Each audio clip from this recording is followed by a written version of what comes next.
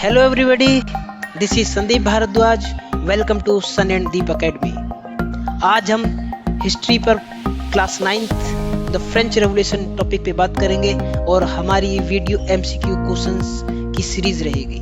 ये टर्म 1 के लिहाज से बहुत इंपॉर्टेंट है और आप सभी से ये रिक्वेस्ट है कि आप एक भी क्वेश्चन को इसमें स्किप ना करें, क्योंकि each and every question is most important in your term 1 exam 2021.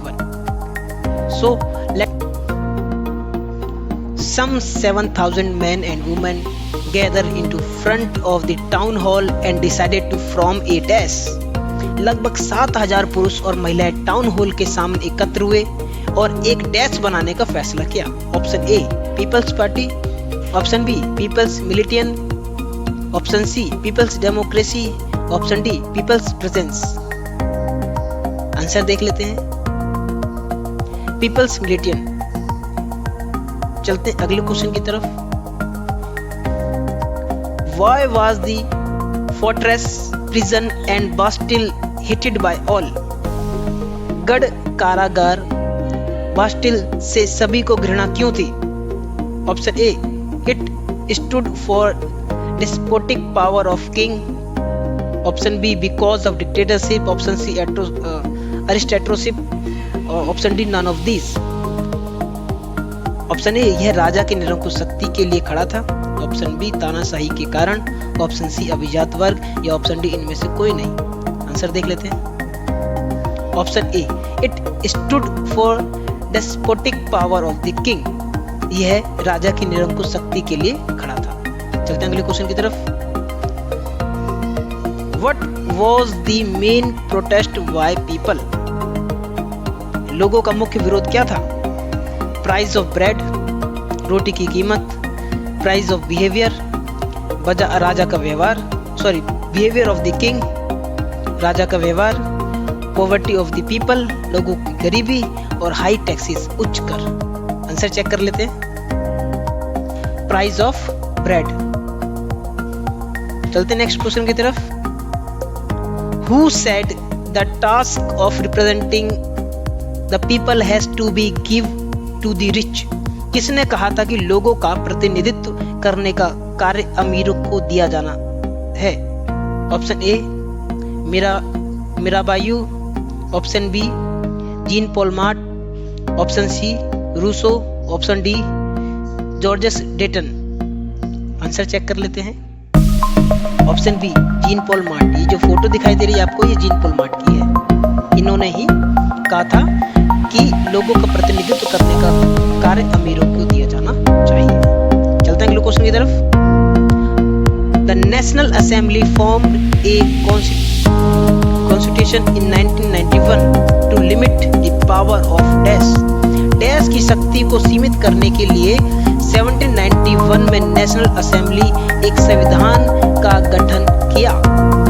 Option A wealthy man, अमीर आदमी, ऑप्शन बी बिजनेसमैन, व्यवसायी, ऑप्शन सी मोनार्क, राजशाही, option D press. Answer check करते हैं. Monarch, option C is right answer. राजशाही. राजशाही की शक्ति को सीमित करने के लिए नेशनल असेंबली ने एक संविधान का गठन किया. चलते हैं प्रश्न की तरफ. Who wrote the influence pamphlet what is the third state? प्रभावशाली pamphlet what is the third state किसने लिखा था?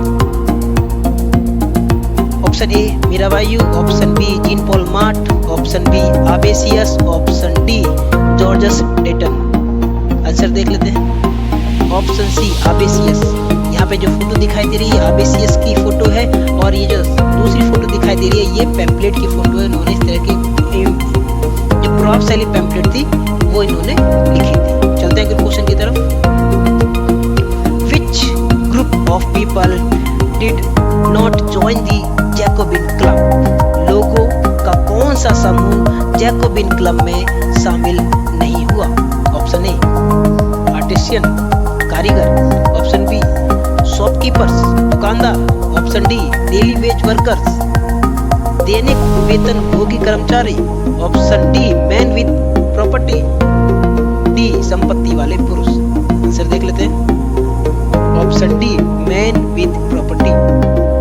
जैकोबिन क्लब में जिनके पास संपत्ति थी वह पुरुष शामिल हुए।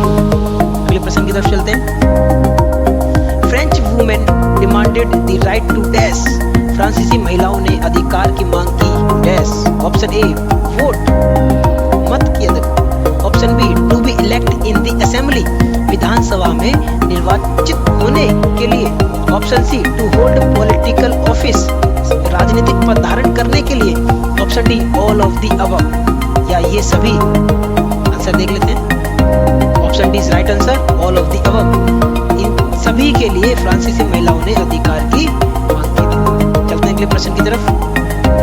ए triangular slave trade took between Europe America and dash.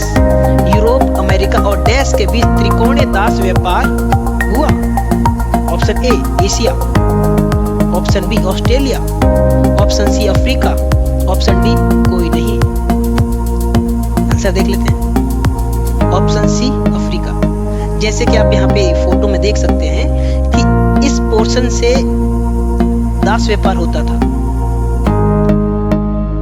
यहाँ से ये अफ्रीका है, यहाँ से ये व्यापार किया जाता था यूरोप और अमेरिका के बीच में।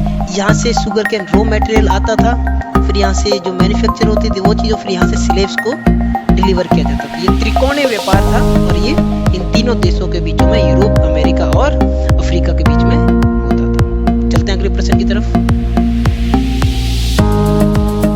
What did slaves wear after becoming free? गुलामों ने आजाद होने के बाद क्या पहना? Option A blue cap, option B red cap लाल टोपी, ऑप्शन सी व्हाइट कैप सफेद टोपी, ऑप्शन डी ग्रीन कैप हरी टोपी। जैसे कि आपको फोटो से नजर आ रहा होगा, यहाँ पे इमेज है कि ये रेड कलर की कैप है, तो गुलामों ने आजाद होने के बाद रेड कलर की टोपी को पहना। This is a symbol of freedom. Option B is right answer, red cap. चलते हैं अगले प्रश्न की तरफ। Were not considered passive citizen, निष्क्रिय नागरिक किसे नहीं माना जाता था? ऑप्शन ए वुमेन, महिला या स्त्री, ऑप्शन बी चिल्ड्रन, बच्चे, option C non property man, गैर संपत्ति पुरुष, ऑप्शन डी वेल्थी पीपल, धनवान लोग। आंसर देख लेते हैं। Option D is right answer, wealthy people. Photo में दिखाई दे रहा है कि जो धनवान व्यक्ति थे वे निष्क्रिय नागरिक के रूप में नहीं माने जाते थे। ऑप्शन ध्यान से पढ़ना क्योंकि क्वेश्चन में लिखा है नहीं, तो ये पीपल्स निष्क्रिय नागरिक नहीं माने जाते। और अवर पीपल जितने भी स्त्री, बच्चे, गैर संपत्ति पुरुष, these all are passive peoples. Okay, आपको हमारी वीडियो अच्छी लगी हो तो हमारी वीडियो को देखने का बहुत बहुत शुक्रिया। Thanks for watching and subscribe to my channel.